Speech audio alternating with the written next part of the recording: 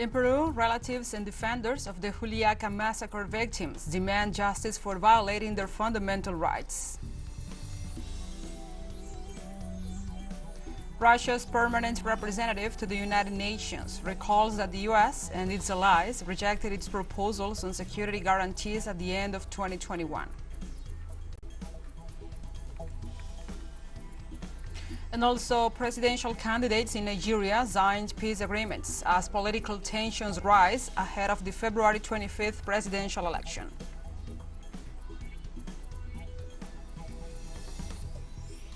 From the headquarters of TeleSUR English in Havana, Cuba, this is From the South. I'm your anchor, Gladys Quesada.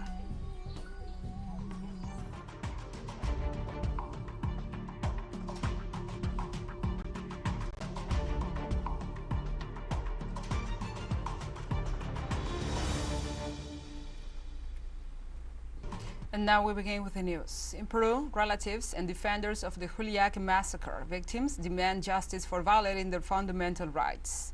At a press conference, the relatives demanded justice and denounced the irregularities in the investigations carried out by the Public Prosecutor's Office.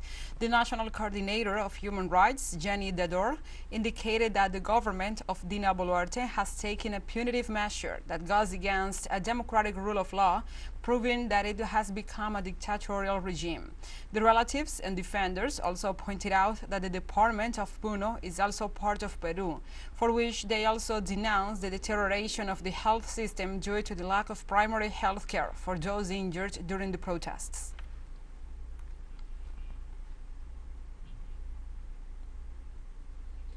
On Thursday, Bolivia's presidential spokesperson, Jorge Richer, assured that the opposition groups in the Santa Cruz region are seeking impunity with the demand for amnesty for those they call politically persecuted, while admitting their participation in illegal actions since 2019. Richer assured that they have been seeking impunity since November 2021, calling their violent actions as civil strikes, so they will not be held accountable for taking part in the coup d'etat revolts of late 2021. On Wednesday, the Santa Cruz opposition leader Rómulo Calvo threatened the president, Luis Arce, with activating a recall process of his constitutional mandate if the head of state does not issue an amnesty decree in the next 72 hours in behalf of 180 presumed political prisoners. Among them are the former de facto president, Áñez, and the governor of Santa Cruz, Luis Fernando Camacho, both under custody and charged with the criminal case of the coup d'etat.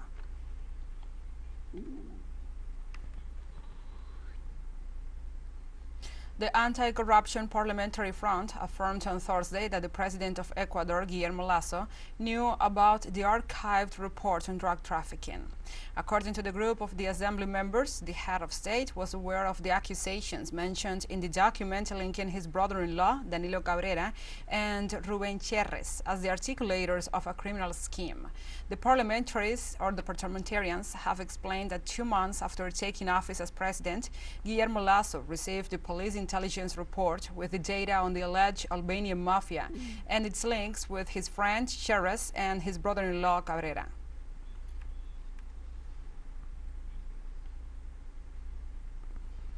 Different social and political organizations in Venezuela commemorate 4 years of the so-called Battle of the Bridges, which took place in the state of Táchira on the border with Colombia.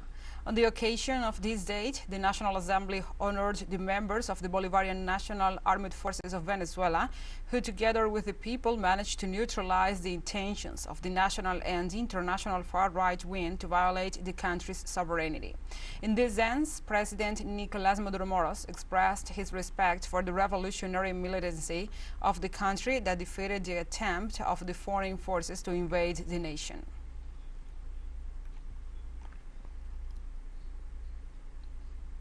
And in El Salvador, relatives of the victims of the state of emergency gathered to denounce the violation of human rights as part of the policy of arbitrary imprisonment implemented by the government of Nayib Bukele.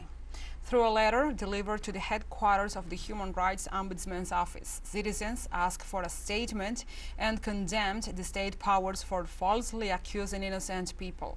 The associations added that the state bodies have not followed due process, nor respected the presumption of innocence clearly established in the Constitution.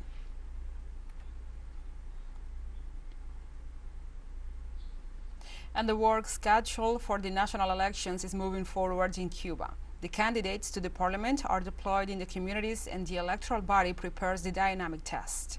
The 470 nominated candidates maintain permanent meetings with the citizens. If elected this March 26, they have the duty to represent the whole society. According to the records of the National Electoral Council, 50% of the candidates for deputies were nominated and elected directly in their neighborhood councils. The National Assembly of People's Power is the supreme organ of the power of the Cuban state, and that is why this democratic process is so important, and it's exercised with the utmost responsibility.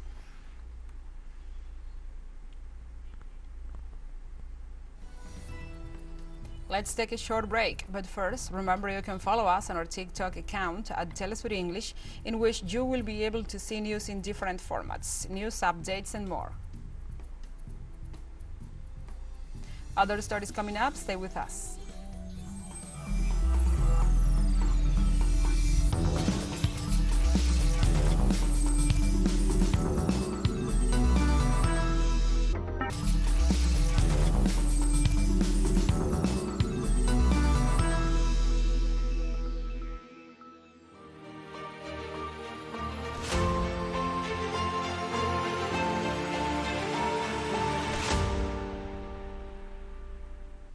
Welcome back to From the South. The General Assembly of the United Nations Organization adopted on Thursday a resolution urging Russia to withdraw its troops from Ukraine. The non-binding resolution was adopted in a vote of 141 in favor, 7 against, with 32 nations abstaining, including China, India, and Iran. It is the sixth resolution adopted by the Assembly since late February 2022, when Moscow began the special military operation for the demilitarization and denazification of Ukraine. During the session, Russia's permanent representative to the UN, Vasily Nebenzia, said that this resolution will only encourage militaristic policies and Russophobia pushed by the West. Resolution A/ES11/L7. And precisely, Russia's permanent representative to the UN, Vasily Nebenzia, also recalled that his country sent its proposals on security guarantees to the US and its allies at the end of 2021, and they were rejected. The statements made by a number of countries that Russia is guilty of destroying regional and global security systems are hypocritical. Our Western colleagues now prefer not to recall that, but at the end of 2021, Russia put forth a whole number of specific initiatives on de-escalation and strengthening confidence in Europe, the Atlantic area. We propose that the United States and NATO sign security guarantees treaties. We therefore were thus giving diplomacy a chance. But this chance was arrogantly spurned by the United States and their allies. They outright refused to even discuss our initiatives, which, if they had been realized, would have enabled us to avoid what we are witnessing today. China's representative to the United Nations, Dai Bing, criticized Western countries for supplying arms to the Ukrainian government and called for a peaceful solution. 1 year into the Ukraine crisis, brutal facts offer an ample proof that sending weapons will not bring peace. Adding fuel to the fire will only exacerbate tensions. Prolonging and expanding the conflict will only make ordinary people pay an even heftier price. We urge the countries concerned to stop abusing unilateral sanctions and long-arm jurisdiction. Instead, they should act in a way conducive to de-escalation. The top priority is to facilitate a ceasefire and cessation of hostilities without delay. Conflicts and wars have no winners. The longer the brutality, the greater the human suffering.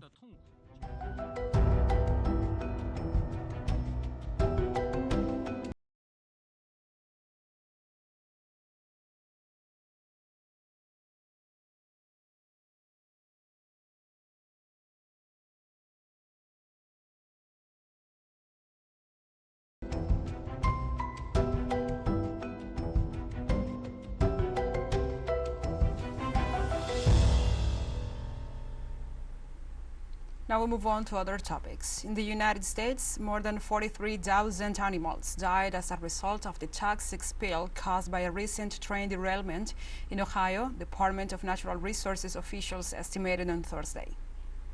So, in conclusion, the investigation has concluded that of the 7.5-mile impacted area, species were killed over a 5-mile span.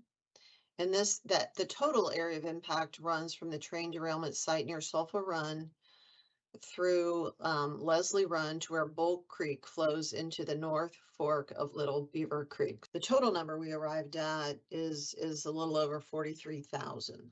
So 43,785 aquatic species. Vast majority were fish, handfuls of other things. Most were fish, and most, over 38,000 were minnows. And the NATO Secretary General Jens Stoltenberg said the military bloc is seeing some signs that China will support Russia in the conflict with Ukraine by providing it with weapons and other assistance. The head of the Atlantic Alliance said he had received some signs that China may be planning such assistance. Stoltenberg stressed that possible Chinese aid to Moscow will amount to direct support considered a flagrant violation of international law. China, for its part, called Stoltenberg's remarks as unfounded speculation.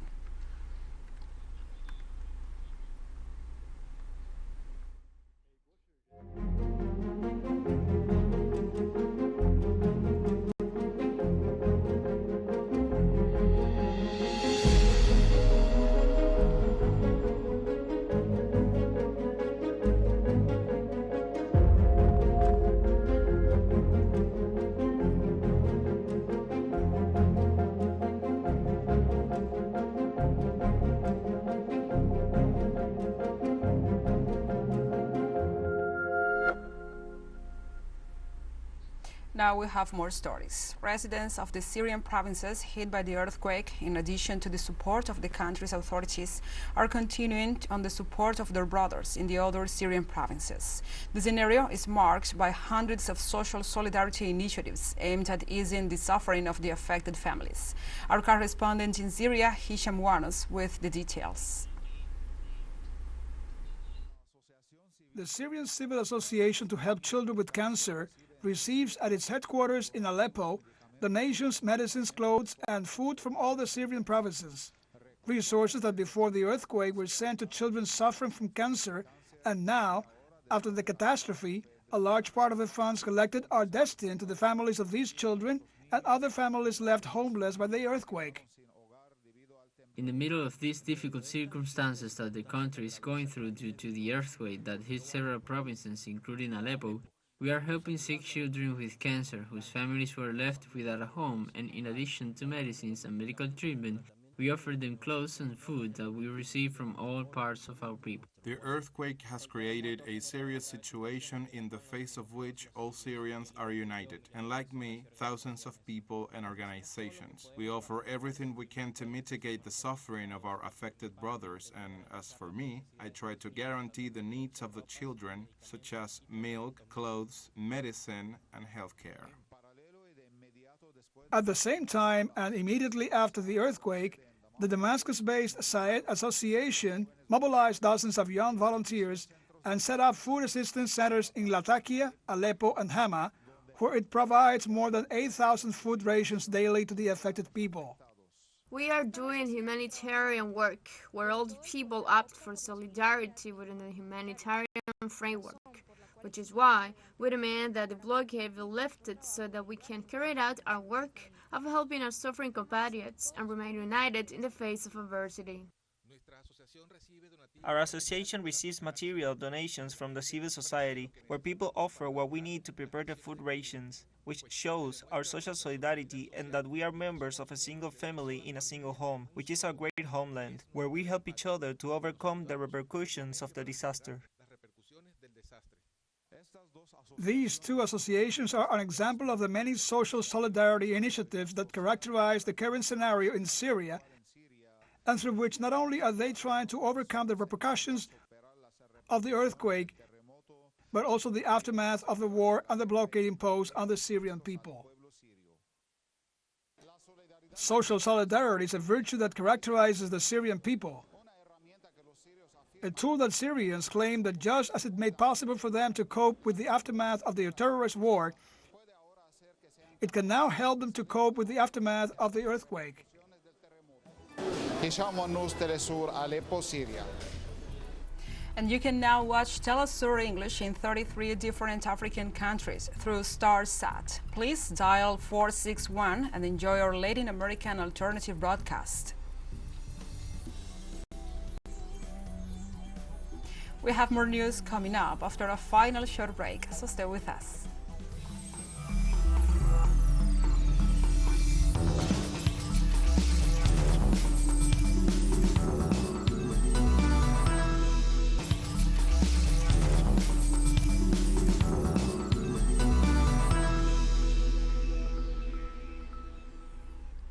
Welcome back to From the South.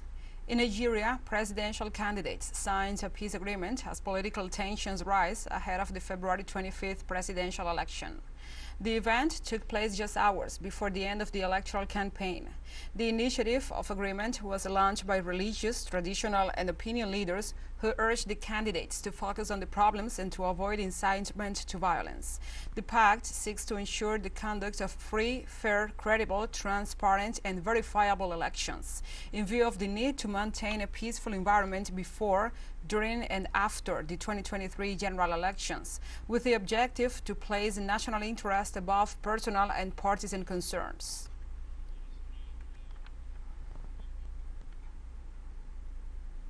And with days to go before Nigeria heads to the polls, the chairman of Nigeria's Independent National Electoral Commission, Mahmoud Yakubu, gives a briefing.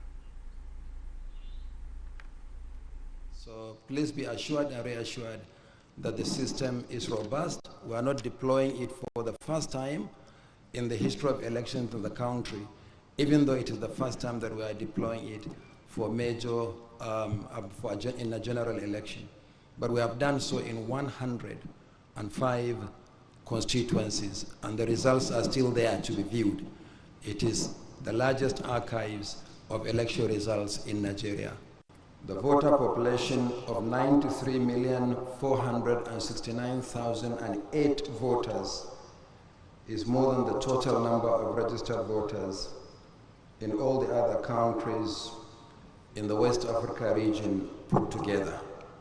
So each time we go to the polls, it's like conducting elections for the whole of West Africa and a substantial part of Central Africa. Likewise, facility and personal security was one of the issues addressed by the Nigerian chairman in his statement. In the build-up to the general election, several of our facilities were attacked by unknown assailants in various parts of the country. I am pleased that we have fully recovered from these attacks. We have been further assured that our facilities, staff, voters, observers, the media, and citizens will be safe during the election. Mahmoud Yakubu also referred to the fuel situation facing the country and the assistance to be provided by Nigerian National Petroleum Company, limited to guarantee the availability of products for the elections. As a result of recent developments in the economy, we have also had to consult with the Nigerian National Petroleum Company Limited on the fuel situation. As you all know, we require premium motor spirit, the PMS, or petrol, and automotive gas oil, the AGO, or simply gas, to power vehicles and boats for land and maritime transportation, as well as our generators during the election. We are pleased that the National Oil Company assured us that it will ensure availability of products for the polls. We move on to other topics. Palestinian institutions and services went on strike on Thursday in the occupied West Bank, following the Israeli army massacre in Nablus, where 11 Palestinians were killed. According to local media, stores, banks, schools, and universities closed their doors as part of the call made by the Palestinian factions as a whole. Thursday's protest denounces the events of Wednesday's violence in Nablus, where more than 100 people were reported injured and 11 were killed by Israeli troops. Likewise, the Palestinians also protest the repression against their compatriots imprisoned in Israel.